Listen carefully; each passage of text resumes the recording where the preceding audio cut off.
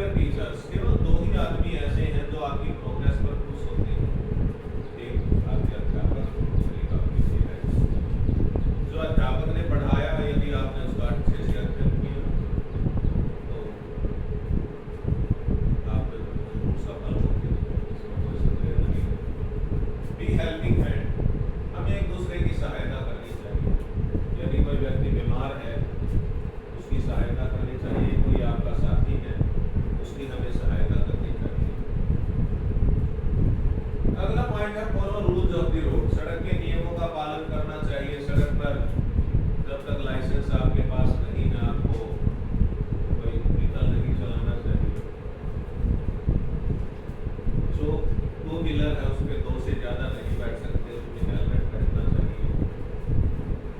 Car यदि चला रहा है, अपने पेरेंट्स को कहो कि सीट बेल्ट पहने।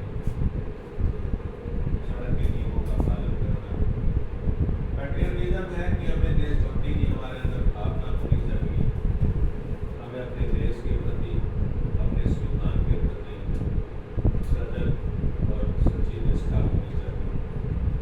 हमें अपने वातावरण को साफ सुथरा रखना। वातावरण को साफ सुथरा कैसा रख सकते हैं कि कहीं गंदगी नहीं गिरानी।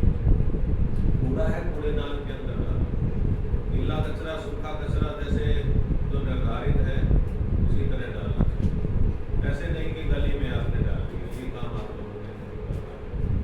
क्या नहीं करना चाहिए? Don't speed on the floor. हमें सड़क पर कहीं पर भी कोई पान खाता है, थूक देता है, गंदगी मचाता है, ये कार्य हमें नहीं करना।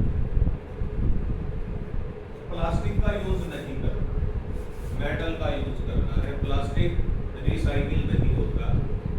आप देखेंगे कि समुद्र के किनारे जो यात्री जाते हैं या पहाड़ों में जो लोग जाते हैं, वो बहुत सारा कचरा वहां पर डाल देते हैं और उससे उनकी सुंदरता खराब होती है और वो सब हमें इस बात का ध्यान रखना। डू नॉट वर्क स्टबल, हमें फानों को नहीं जलाना। एक बार जब आपने जीरी या गेहूं की कटाई कर दी तो फाने रह जाते हैं, तो किसान उसको अपनी सुविधा के लिए जला देते हैं।